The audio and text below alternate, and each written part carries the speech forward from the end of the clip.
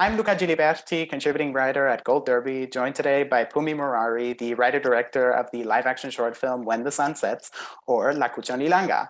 So, Phumi, after already being nominated for a BAFTA and winning a Student Academy Award, among other honors, your film has now been shortlisted for the big Academy Awards. First off, congratulations. Thank you. Yeah, and what does this acknowledgement from the Motion Picture Academy mean to you? This is such an amazing acknowledgement that is beyond my wildest dreams for this film because this was actually my thesis film at Chapman University. And so, you always believe a student film can only go so far. And so for it to have received this level of recognition has just blown my mind away. And it's also really meaningful to me because this is a family story. It's a personal like family history, and so to have something that's so personal and meaningful to me be recognized in this way is just really mind blowing and humbling, and it also makes me feel really sort of inspired that an African story can resonate with people like global audiences. Absolutely. And you already mentioned some of this, but the story is set in 1985 South Africa during apartheid, of course, and is actually inspired by your mother and her brother's experience. So, talk a little bit about your first reaction to learning of their story and how it eventually became the basis for your thesis film for your MFA at Chapman University.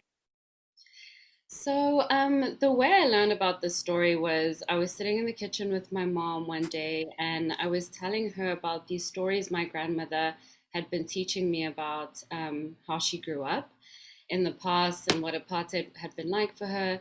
And my mother told me, "Oh, did you ever hear about the story of when I saved my brother?" And I said, "No, what do you mean?"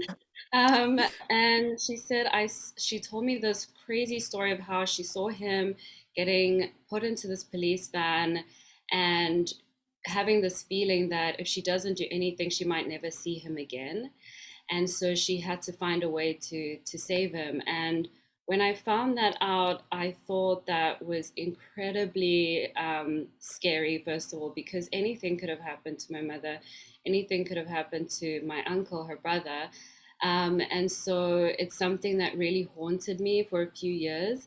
And then the second thing as well is I was in awe of my mom because I couldn't believe that the woman standing in front of me, my mother, was the same person who could confront really aggressive apartheid police, especially because my mom, she's kind of, she's really soft spoken and she's a gentle person. So to think of her like having to sort of go outside of herself and be really kind of confrontational was really mind blowing to me. And so the story kind of like sat with me over the years, and it was something that haunted me. And it also made me think of the people that could have. The things that could have happened to my uncle, which did happen to people. So there are people today who were disappeared during apartheid, and my uncle could have been one of those, you know. And so when I was working out what I wanted to do for my thesis at university, my professor said that write about the things that haunt you, and this was one of them. Yeah, I think haunting but simultaneously fascinating is probably what would sum up my reaction to the film. So I love that you use those words. And besides your mother's account or retellings, were there other resources or was there further research that you leaned on for preparation? And if so, could you elaborate a bit? Yes, definitely. So the second obvious person was my uncle. So Mhm. I consulted with him and he retold me the story from his angle. And then I also poured through a lot of archival footage as well Mm. for months, just to immerse myself in the world because um, when my parents or anyone in the older generation in South Africa told stories from apartheid, it's something that's so difficult to really fathom. And it feels like, yeah, it's just really hard to imagine. And so I had to really like immerse myself in the world through that archival footage. And I spoke to people as well in older generations. I consulted with, there was one of my mentors was a professor at a South African university, and he used to teach screenwriting. So I consulted with him, and he was also like part of the older generation. Yeah, and so that all of that research was in order for me to try represent it as authentically as possible, because I didn't really live through that time. I was still a small child when apartheid ended. Um, and then when my mom saw the film, one of the things that really made me happy was when she said that I can't believe you didn't live through that time, but it feels like that time. And so I Wow. feel very grateful for all my research. Yeah. Yeah, that's a wonderful comment to receive at the end of it all, right? And you have talked about being passionate about redeeming the, African and feminine identity through cinema. And beyond just the obvious, in that the film is told from the main character Lerata's point of view, could you talk about how you implemented that perspective, that identity in this film? Oh, yeah, thanks for asking that. So that's something I spoke to my cinematographer about for Mm, months. We would speak about feminist cinema, we would watch films where we felt like there was a very strong female gaze. So a lot of our references were sort of that way inclined. And the other thing was making sure that even though we're capturing someone who's in a very undignified situation, how do we do that in a dignified way? mm, And so one of our inspirations was this photographer called Roy de Carava, who captured images of the Black community in Harlem in the 50s and 60s. And one of the things he used to focus on was not politicizing his subjects, on focusing on their humanity. And so people used to call his approach gentle humanism. And so that was one of our inspirations as well. And so, yeah, whenever, even, dealing with the fight scene, which is also like a very delicate line, yeah. because there's a lot of talk about, sort of gratuitous violence against women and Black bodies. So it's how do you present something like that, but also, present the reality of it, but also try and maintain the person's dignity. And so what I discussed with my cinematographer and the stunt coordinator is making sure that we're always in her point of view and her perspective. And my editor, he was also great because even though he's a guy, he was very conscious about my desire to have a very strong female POV. So when he was editing, he would say, "This is my instinct, but is this what do you think is a female perspective?" And so we would have those discussions, and he was very sensitive to that. Well, that's amazing. And thank you for sharing that. And to dive into the production side of it all, I would actually like to start with the casting process, which I know took place locally in South Africa. What were you specifically looking for in the actors that would go on to play the characters that are based on or inspired by your family members, Lerata and Anele in particular? Hmm.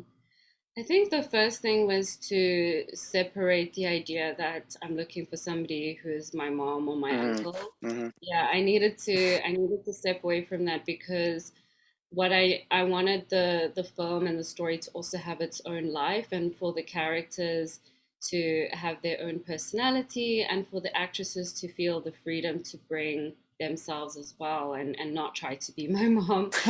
Um, and so so that was the first thing I did. And then the second thing is I was looking for an actress specifically for the lead role who was able to be very subtle. Yeah. But you could see, but I wanted you, even though she's very quiet and she may come across as passive, I wanted you to see that within her there's something very strong and powerful, so that at the end you could really sort of see that kind of unleash this thing that you've kind of been feeling throughout could unleash. And when I met Zikon, I met her through my casting director, who's also a friend of mine. And what I was really amazed by with her is the character is not even like her personality, Mm, but she was really able to immerse herself in the world of the character, and she was really able to capture like those subtle nuances. absolutely. And yeah, and then at the same time, she had this presence. So I really like from the moment that I started doing some improvisations with her Mhm. in auditions and stuff, I could really feel that and was really blown away by that.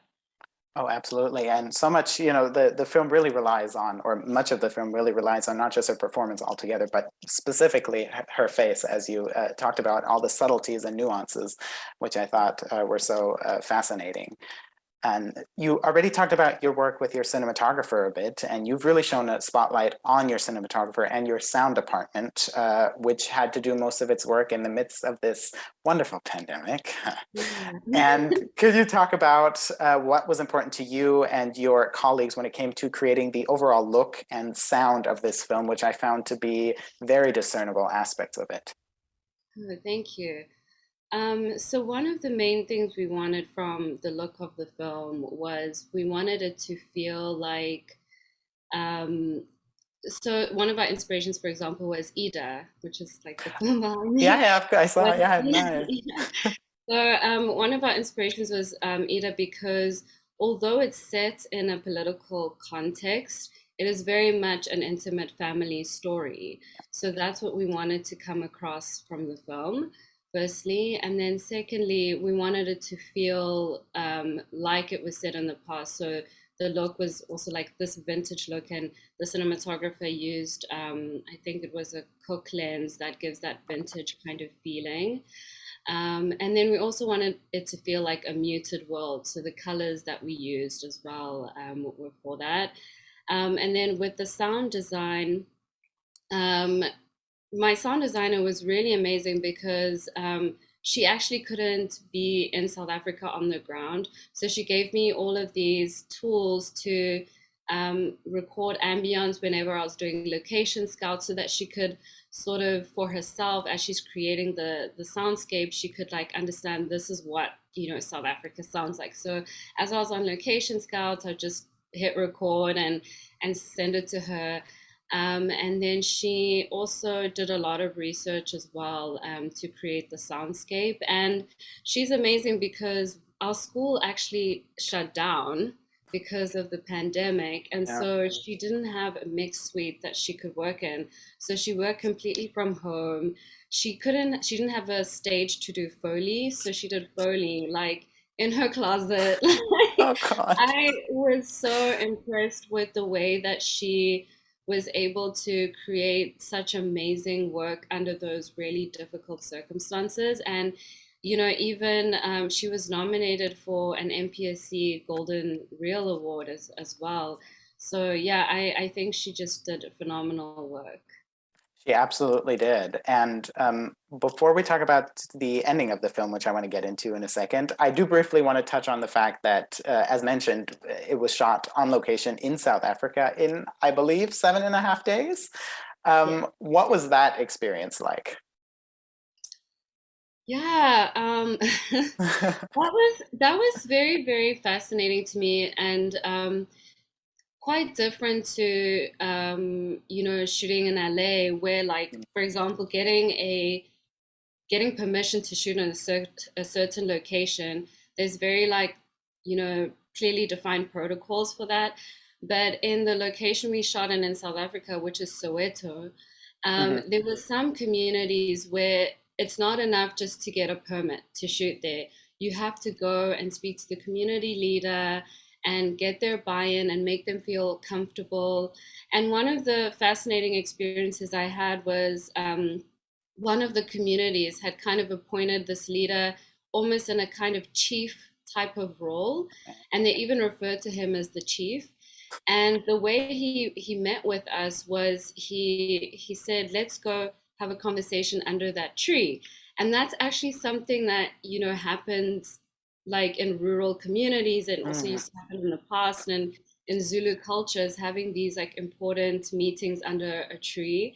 And so that was really interesting to me that, that's kind of the approach that we have to take. It's more kind of personable and involving the community. Yeah, that was really interesting to me. Yeah, that is incredibly interesting, something I wasn't aware of either.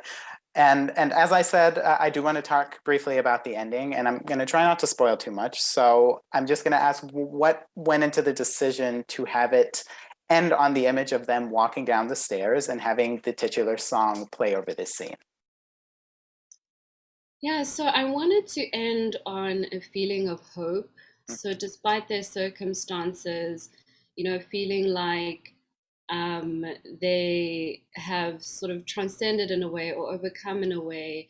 But then at the same time, understanding that the struggle does continue.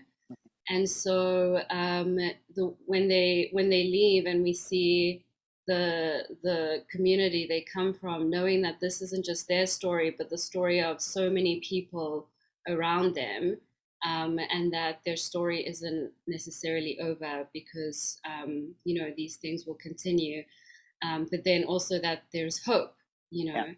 know. So that was one of the things, and then the song was also to had that same purpose as well, because the song is actually a lament by somebody who's lost someone Hmm. in apartheid because they've disappeared, and it was kind of written to um, kind of sort of commemorate those people and to remember those people. So it plays at the end as a kind of remembrance of those who still remain disappeared to this day.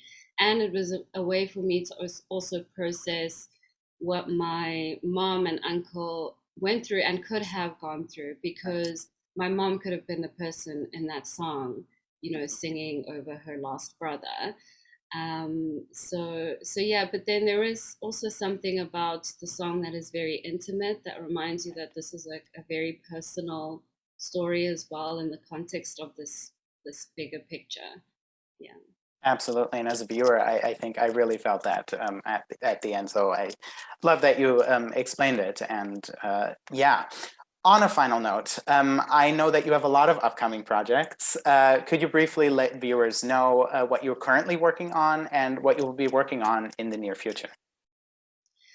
So currently, I'm really excited about another short film I'm going to shoot this year, which is based on a folk tale. So I'm excited about that. And then I am currently in development on my first feature film. So Uh, I'm excited about that. Absolutely. And we are certainly excited as well. And I cannot wait for more and more people to check out When the Sun Sets when it's available. So make sure to check it out when it is available. And everyone watching, make sure to subscribe to Gold Derby and keep up to date with us throughout this season. Fumi, thank you so much for joining me today. Thank you so much for having me, Luca.